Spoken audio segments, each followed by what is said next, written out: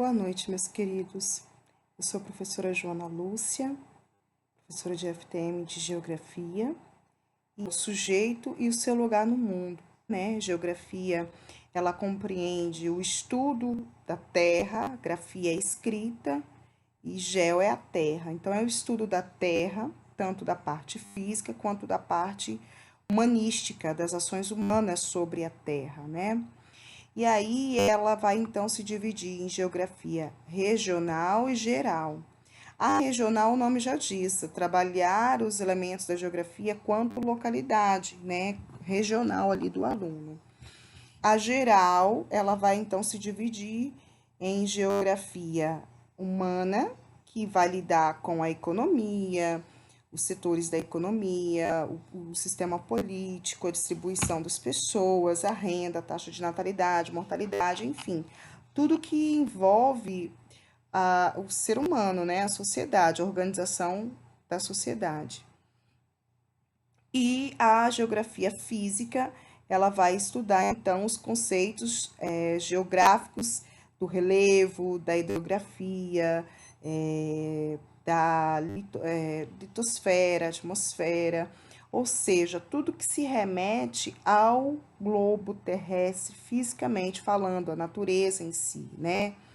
Que é a parte da geografia que mais é trabalhado nas aulas, né? Na sala de aula, da educação básica. E aí, eu me lembro que eu comentei isso com vocês e falamos dos espaços. O espaço natural é aquele ambiente da natureza, composto pelos rios, a vegetação, né? Esses elementos climáticos, entre outros que caracterizam o ambiente natural. O ambiente natural ele pode ser modificado pelo homem ou não, né? Essa imagem que nós temos é um ambiente natural. Se chegarmos mais perto e olharmos nas proximidades, podemos ver pessoas morando perto desse rio. Então, ele vai ser um ambiente natural modificado. Grande parte dos ambientes naturais que nós temos, eles são modificados pelo ser humano, né? É raro você encontrar um local em que ele está intacto na natureza, que não houve nenhuma ação humana ali.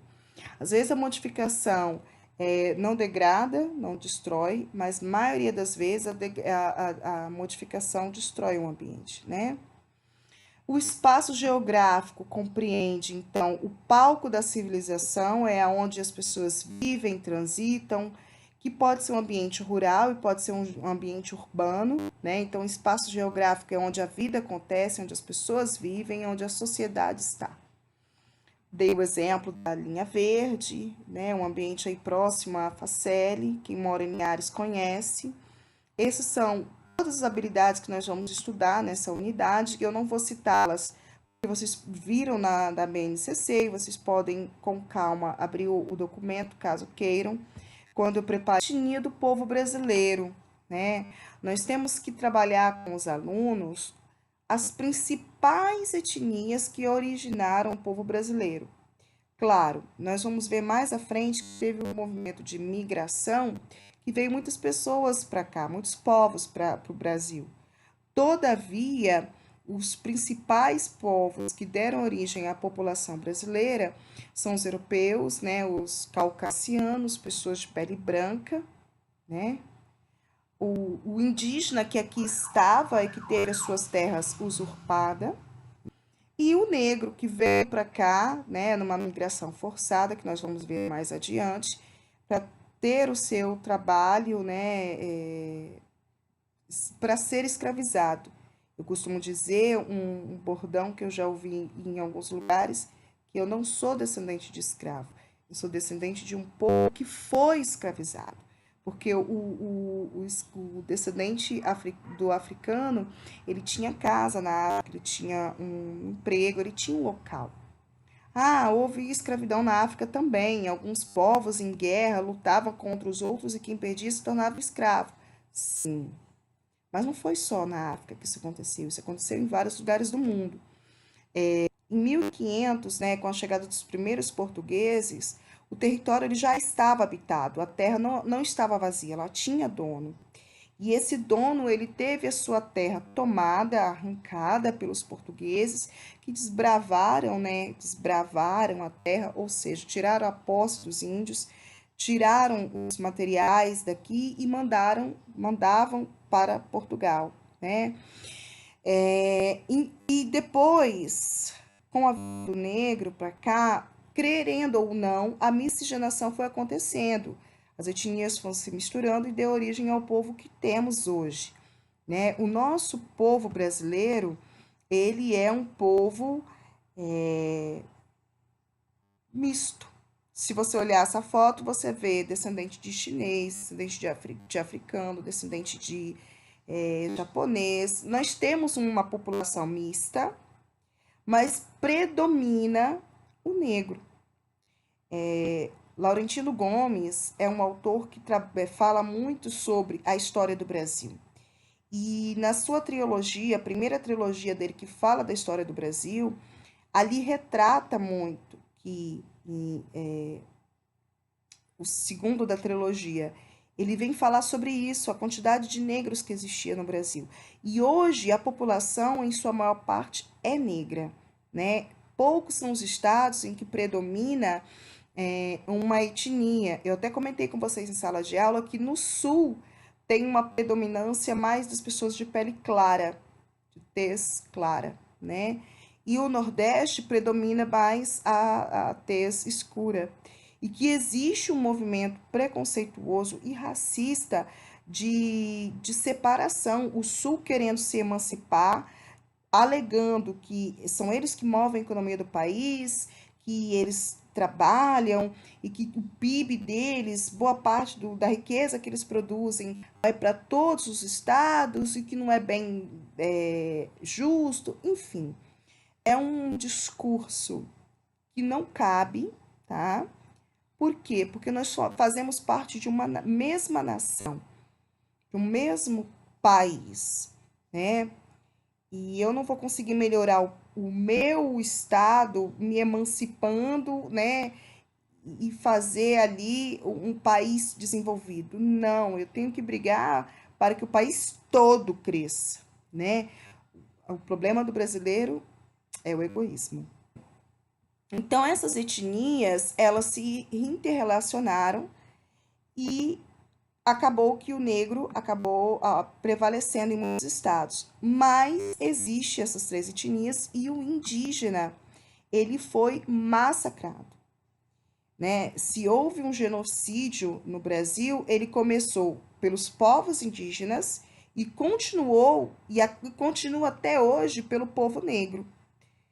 Se você pegar a manchete de jornal, a maior parte das pessoas que são assassinadas, que estão envolvidas em assassinatos, homicídios, na maior parte das vezes, são negros. Os indígenas foram os primeiros a morrerem pela posse da terra, depois pela resistência, né, em não se deixar escravizar e não se deixar catequizar, né, pelos jesuítas, que na verdade era uma forma de contê-los. Ah, vou levar a luz para esses pobres homens que não têm Deus. Na verdade, verdadeira não era bem isso. Era torná-los mais manso, menos ariscos e dóceis à escravização, à escravidão, né? Torná-los obedientes aos seus senhores para trabalhar muito. E, enfim, o indígena, ele existe hoje. Em poucos lugares nós temos tribos indígenas, em poucos lugares nós temos escola indígena, existem pouquíssimos indígenas com formação e que são professores do seu povo. A maior parte dos professores que trabalham nas aldeias indígenas são pessoas de outras etnias, não é o índio dando aula para índio, como a gente está vendo nessa imagem, quem dera se fosse, né? E a educação indígena do Brasil, ela ainda é pequena. Existe essa modalidade, ela existe, ela é regulamentada, mas existem poucos lugares que têm uma educação indígena regulamentada, né? Isso é triste. É triste porque a gente percebe que o governo de todo, eu não estou dizendo o governo atual, Mas eu estou dizendo ao longo desses 500 anos, é o tempo todo querendo descaracterizar a cultura do índio. E uma coisa que eu disse lá na aula de revisão, que a BNCC ela veio para somar nesse sentido, é de fazer o aluno de primeiro ao quinto ano perceber que existem pessoas diferentes, de cor diferente, de características diferentes, que têm uma cultura diferente. E no sentido de respeito. Somos da mesma espécie, somos seres humanos, denominados de Homo sapiens sapiens, mas temos características diferentes na cultura, no linguajar, nos costumes, e isso tem que ser respeitado. Eu não posso perpetuar um preconceito ou permitir que isso aconteça com a minha sala de aula. Para eu ter uma escola antirracista, eu preciso determinar o respeito. Dizer que não existe o mais bonito porque é branco, ou porque é negro, ou porque é índio. As pessoas são o que são. E eu, quanto ser humano, tenho que ter orgulho de mim, da minha origem, da minha história, do meu povo. Eu não preciso alisar o meu cabelo para agradar A e B ou para ser aceita. Eu também não posso, em hipótese alguma, apontar para o meu coleguinha que tem um cabelo pior ou melhor, ou mais comprido, ou mais preto, ou mais claro, não interessa. Se ele é feliz, se ele usa aquele cabelo daquele jeito, ele tem os motivos dele. Não cabe a mim questionar. Quem deve estar feliz é ele. E esse respeito, ele vai crescendo, o professor ele precisa abraçar esse desafio para fazer o aluno respeitar a etnia dele, do colega, de se reconhecer. Eu não tenho que apontar o dedo para o aluno e dizer, você é índio, você é negro, você é branco. Não. O IBGE é bem claro, a gente se autodeclara na cor, na cultura, na etnia. Então, o aluno que é negro, ele não precisa que ninguém aponte para o dedo dele e fala, você é negro. Ele precisa se assumir. Nós sabemos muito bem que esses 500 anos aí de preconceito que existe em relação ao negro, não é 500 anos de escravidão, não. A escravidão durou quase 400 anos, foram 300 e tantos anos de escravidão, né? 388 anos, se for considerar também a escravidão do índio. Mas o preconceito ele dura até hoje, né? As pessoas falam assim: "Ah, mas o negro, ele não se assume, ele tem vergonha de ser negro, o próprio negro tem vergonha de si". Sim, é verdade. Ele aprendeu com o branco a se autodenegrir, a se depreciar. Ele aprendeu com o branco que a característica dele não é bonita, que o cabelo dele não é bonito, que a pele dele não é bonita, que o nariz dele não é bonito. E ele tenta o tempo todo ser aceito. E isso vai passando de geração em geração, de uma forma meio que inconsciente, às vezes consciente. Eu tenho uma tia que não casou porque ela queria ter filhos claros, ela queria ter casado com gente branca, porque ela não queria ter filhos negros para não passar a humilhação, o preconceito que ela sofreu. Então, ela tem consciência disso. Alguns fazem de forma inconsciente. Vem cá, minha filha, deixa eu esticar esse cabelo, alisar esse cabelo, amassar esse cabelo, prender esse cabelo. Isso é inconsciente. Então, a sociedade, através da mídia, ela vem ditar o que é o padrão. E quem não está dentro desse padrão sofre bullying, sofre preconceito. E é isso que a BNCC não quer. Ao contrário, quer reconhecer que existem diferenças, existem diferentes culturas, que eu não posso julgar a cultura do outro e que eu tenho que entender, reconhecer que existe e respeitar. Eu não preciso aceitar, mas eu preciso respeitar. Assim como tem pessoas que têm vergonha, às vezes, de ser negro, tem pessoas que têm vergonha de ser muito branco, pessoas que têm vergonha de ser vermelho, né? De ser ruivo, pessoas que têm vergonha de ser índio, né? E nós não temos que ser vergonha do que somos, nós temos que ter orgulho do que somos. Somos diferentes e graças a Deus por isso. Né? É através das diferenças, dessas pessoas diferentes que se unem, têm filhos, que vai aumentando a variabilidade genética. E isso, para a biologia, para a perpetuação da espécie, é muito bom. né? Então, uma pausa e um parênteses aí nesses conteúdos que aqui estão, mas é uma forma de mostrar o que a BNCC quer e como que a gente vai fazer isso, tá? Se você pega aí os dados do IBGE, ele vem falar sobre isso, né? As cores do Brasil de acordo com o IBGE. Essa informação eu peguei de 2009, mas existem informações mais recentes. Vocês podem pesquisar, tá?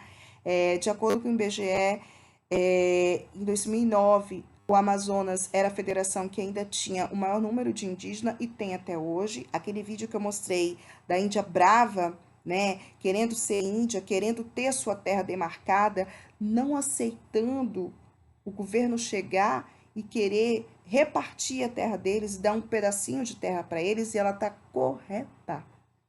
Ela está correta. Ela é uma cidadã brasileira que tem direito, como qualquer outro cidadão. Já pensou chegar na sua casa, delimitar o cômodo que você vai viver e pegar o resto para mim? Não pode. Nós não precisamos de novas terras para plantio. Nós precisamos cuidar bem das atuais terras que temos para plantio. Esse discurso, ó, ele é velho, ele se remete lá ao período da ditadura militar, em que queriam destruir a Amazônia, tirar a terra dos índios para plantio. Isso não precisa, até hoje não precisa. A gente precisa fazer uma agricultura responsável, sustentável. Isso é o que a gente precisa. Então, se você pega o mapa do Brasil hoje, a distribuição do povo brasileiro hoje, você consegue perceber aonde predomina algumas etnias. Mas não existe segregação. Eu não tenho só índio no Amazonas. Eu tenho preto, eu tenho branco, eu tenho negro, eu tenho branco, né? Assim como no Santa Catarina, predomina pessoas declaradas claras. Mas não quer dizer que tenha só pessoas de pele clara. Lembrando que eu autodeclaro. Se eu disser que eu sou branca, a pessoa lá do IBGE vai ter que anotar, mesmo sabendo que não é, né? Então, assim, existe também uma dificuldade das pessoas se assumirem com relação à etnia. Não, eu sou negro. Lá não tem negro, né? Lá tem preto, pardo, branco, indígena, né? E a gente sabe que muitos que dizem que são pardos, falam que são pardos porque tem vergonha de dizer que é preto. O pardo é um verbete, uma palavra antiga, que era dito logo depois, ali, próximo ao período da abolição da escravatura, que as pessoas queriam se referir à pessoa que já era liberta ou que era filho de negro com branco e que era livre, né? Lembra da lei do ventre livre, que algumas pessoas nascidas em determinado período, né, tinham a liberdade? Então, foi nesse período que surge o termo pardo. Era como se fosse um termo menos pejorativo, porque de tanto chamar o negro fujão, o preto, esse termo ficou pejorativo ao longo da história. Mas a cor é a cor preta, né? Eu sou negra, a etnia é negra, a cor preta, assim como o branco. Ele não é branco, ele é caucasiano. A cor da pele é branca. Mas enfim, né? São coisas que ficaram na nossa sociedade que a gente precisa desmistificar.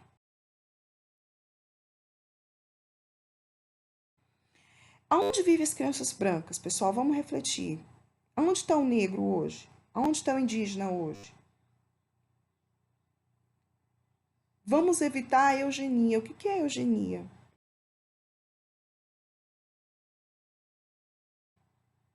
Né? Então, vou deixar vocês pesquisarem e refletir sobre esse termo. As crianças negras, nós sabemos onde estão. A maior parte delas estão nas favelas. O negro foi lançado às ruas, sem ter o que comer, sem ter o que vestir, sem ter o que levar, quando surgiu a abolição da escravatura em 1888.